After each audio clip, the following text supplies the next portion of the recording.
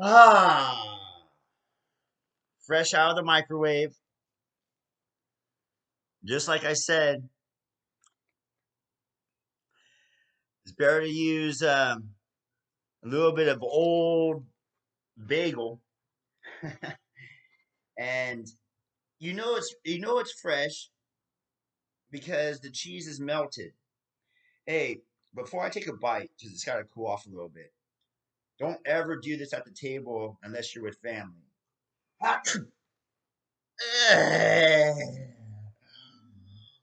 Yummy. All right. Mm, it is good. That's how you make a pizza in the microwave with the bagel.